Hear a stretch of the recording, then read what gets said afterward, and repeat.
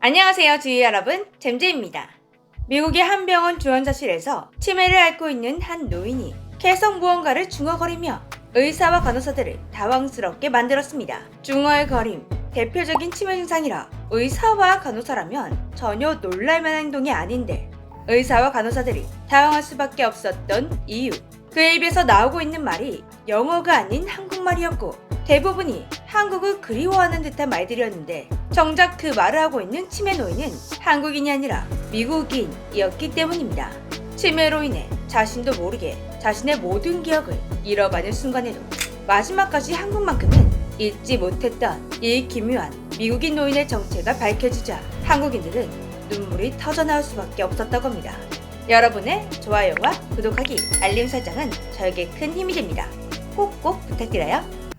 외국인들이 한국에 오면 시스템이나 기술이 너무나 잘 갖춰져 있어 놀라는 인프라가 있습니다. 심지어 외국에서 한국에 이것만 이용하기 위해 관광을 오기도 하는데요. 바로 의료입니다. 우리나라의 의료 인프라는 세계 최고라고 불리고 있을 만큼 잘 되어 있기로 유명한데요. 한국은 미국과 독일에 이어 의료 관광 선호국 3위를 기록하기도 했습니다. 그 중에서도 암에 대한 치료 기술은 세계적으로 많이 알려져 있어 외국인들도 한국에서 치료를 받기 위해 많이 찾고 있다고 하는데요.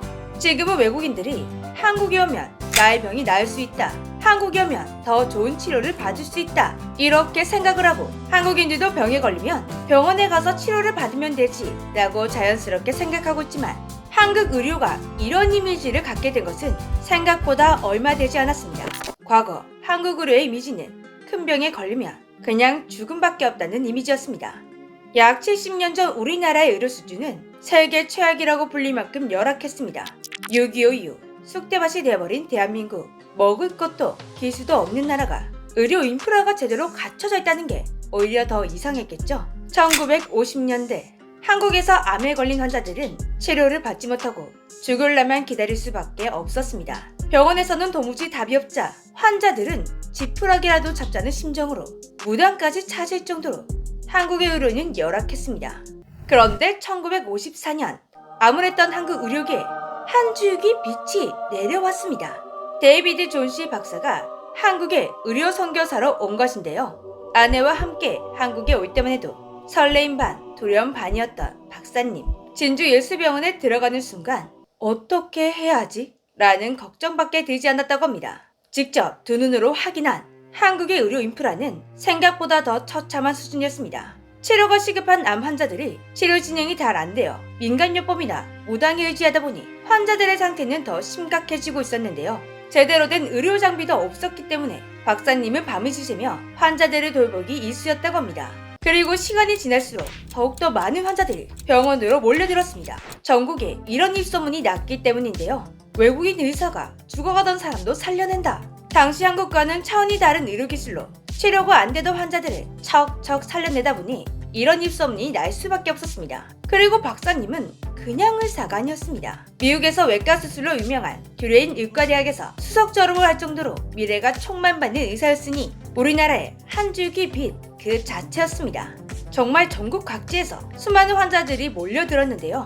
이런 상황이 되자 박사님은 한국의 부족한 의료 인프라로 인한 한계를 절실히 느끼게 되었다고 합니다. 그래서 박사님은 그 한계를 자신이 허물기로 마음을 먹었습니다. 1964년 우리나라에서 처음으로 암 환자 등록 사업을 시작했고 두경부학회를 설립하여 암 환자 치료와 연구 수준을 높일 수 있는 기틀을 마련했습니다. 그리고 데이비드 박사님은 한국 최초로 코만도 수술을 도입한 사람이었는데요.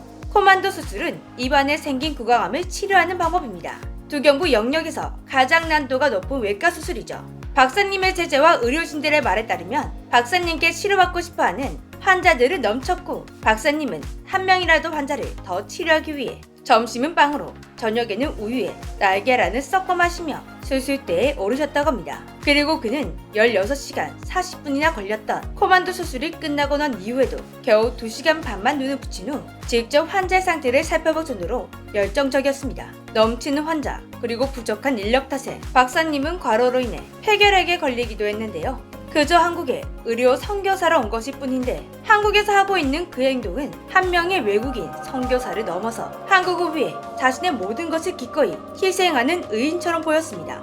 도대체 왜 한국인들을 위해 이렇게까지 하는 걸까?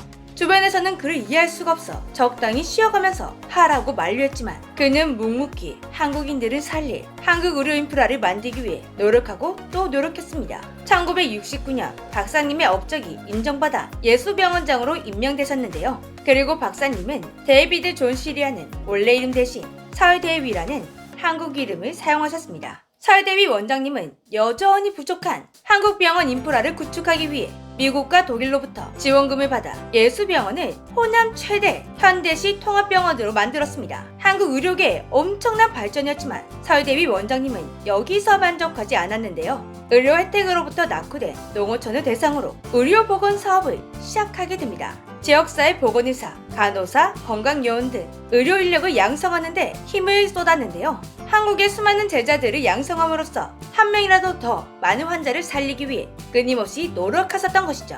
그런데 제자들 중 일부는 서울대위 원장님의 뜻과 달리 돈을 많이 벌 수 있는 해외로 나가려 했습니다.